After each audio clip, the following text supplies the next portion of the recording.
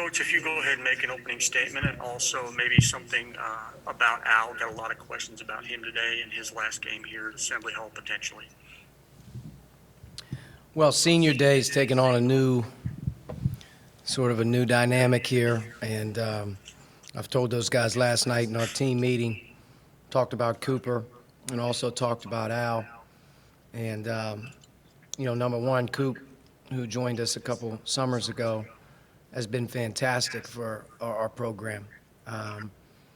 Extremely unselfish, great energy, whether it's a weight room, a morning workout, a summer workout, it's practice, you name the job that you ask him to do, he does it. He's been a great addition to what we're doing.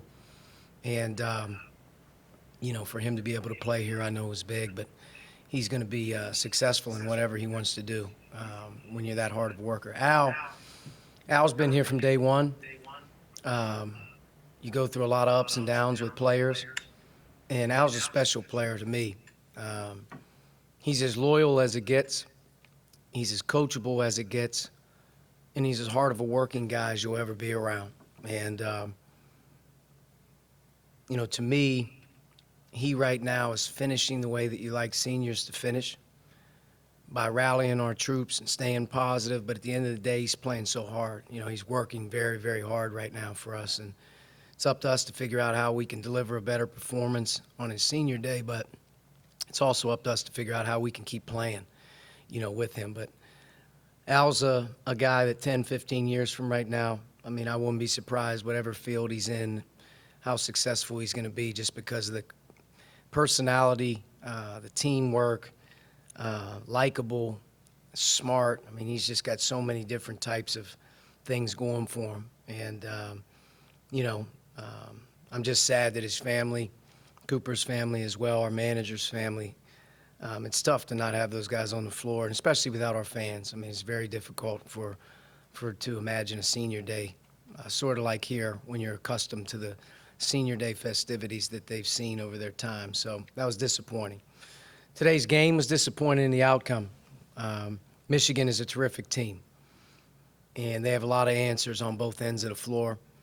Tremendous size, inside on offense and also inside on defense. Very difficult, to stay in rhythm on offense because of their ability to switch likes, and they're so big at the 3, 4, and 5. They really protect the rim. And we got off to a good start. The first half, I have to watch the film, but, they shot 18 free throws in the first half, and when you give a team 18 foul shots in the first half, that's a lack of physicality and a lack of discipline. And I think, their overall size and ability to drive was the more aggressive team. I also thought we had some really tough reach-in calls that are undisciplined, but they made every free throw. 16 out of 18 in the first half was a big deal. We are the number one free throw shooting team in the league in terms of getting to the line, and I don't think we've been outshot from the foul line 18 to 9.5 all year. That was a big part of the first half, and it changing towards the end was our guys having to sit. Second half, we were lucky to score the first couple baskets, tried to get a timeout, but Livers, banged 2 threes right away, and they just keep coming. I think as you watch Michigan, you may hang around for a while, but they have the ability to sustain it throughout the course of the game, and they play extremely hard. And for us, we only had 57, and a big part of that was their ability to protect the rim. We had a hard time at the rim. Trace was 3 for 12, and Race was 3 for 5. But, to me, we had one stretch in the game that really stood out, which was our lack of ability to rebound and chase down balls in the second half. Other than that, our guys competed pretty good. I thought our attitude was good. And today we ran into a good team. And when you're down a guy like Armon, you're going to have some odd combinations. And I think Jerome being able to play the 3 spot for the first time really all year did a nice job for us and being able to man that up, give us a bigger guy out there. So I think we'll probably stay with that as we have that through the rest of the season. So, but we're on to the next one. At this time of year, there's not a whole lot to talk about. We got a quick turnaround to play in Michigan State team that we just played, I guess, a week ago. So there's not a whole lot to talk about on that one. We got a lot to get better at, and we're going to have to be a lot better against them because, they've done what we're trying to do. As you struggle and as you go through it, they found a way to get one. And to me, Michigan State looks like the team at the beginning of the season a lot of people thought could make a really deep run. And, one thing can change to the next quick, and we're going to have to try to find our opportunity to make that happen. Kevin. Yeah, Coach, what are you seeing right now defending the three-point line in terms of, rotations and stuff? And are there ways maybe you can make shooters a little more uncomfortable? I think our three-point field goal percentage defense has really suffered because of our lack of smarts, effort, and communication in transition over the course of the season. Transition defense has been our biggest problem. And when you're playing against a team like a Michigan or you're playing against some of the teams that really have four shooters out there, we've really struggled with that element. That's a big part of them why. I think the second part of it is if you're not able to guard the ball, if you're not able to rebound it effectively, and your help is late, you're not where you're supposed to be when you're supposed to be there, you're going to break down. And that's the second part of it.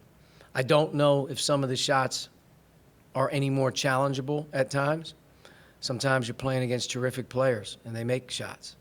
But no question about it, three-point field goal percentage defense in our conference play, and our defense in general in conference play has been a big letdown. Dustin. Archie, just to get some clarification on Armon's injury, I mean, I know it's on the right foot. What can you tell us about it, and how long might he be out? Armon has a right foot injury, which isn't his original injury. His ankle was on the other side. He awkwardly landed in the Rutgers game, and it seems to be more of a bone bruise issue than anything. Heel through the Achilles. Uncomfortable, sore to touch. Nothing structurally wrong. Really at this point, it's a pain tolerance thing, and there wasn't even a question that he wouldn't go today. I don't believe he'll go the rest of the regular season in my mind with how he's operating right now in the boot. And, we have to find a way to, collectively, be a little bit better now that we know he's not going to play. Today was a quick turnaround, and we have some unique combinations out there for the first time all year. But, to me, Jerome played really hard. Did a pretty good job for us on both ends of the floor, and he'll be a little bit more comfortable as we go into the next one. Greg. Archie, two questions. When Trace starts as slowly as he does and doesn't rebound much, do you see it kind of happening in real time? And do you say anything to him to wake him up, or just kind of wait for it to happen? Yeah, I think, Greg, Trace has started slow, and I think part of that is maybe a little bit on him just in terms of his aggressiveness and his approach. But he's been better at it recently. We've tried to do a better job of finding ways to get him started a little quicker with a basket and whatnot. But, I think in this one, he had some looks there early in the game that were tough shots against huge size. And sometimes him not being able to make a couple early slows us down. But usually he picks it up a little bit and keeps it going throughout the course of the game. Today was a hard one, though, and I think I watched the Iowa game at length the other day, and I saw, the leading scorer in the country have a very difficult time scoring in that game as well. There's a reason I think Michigan is championship good, and I think a lot of people will talk about their skill level, and a lot of people are going to talk about their versatility and their ball movement and how hard they are to guard. I think they're one of the most difficult teams to play against on the other end of the floor. I mean, between Wagner, Livers, and Big Hunter, I mean, you're looking at 6'10" to 6'9" to 7'2" across the board. And with Livers and Wagner's ability to switch, things are very difficult across the board. I thought today they mixed up their defenses, tried to take us out of rhythm and sets, and made us play the game. And, I think when we got Trace on the run and he's able to get some pick-and-roll game, he's able to get some more face-up opportunities, he was better at attacking the basket, but tough to score with low post, back to the basket moves consistently against that type of size inside. And Davis does a good job when they bring him in too. He's very underrated. Last question, Tom.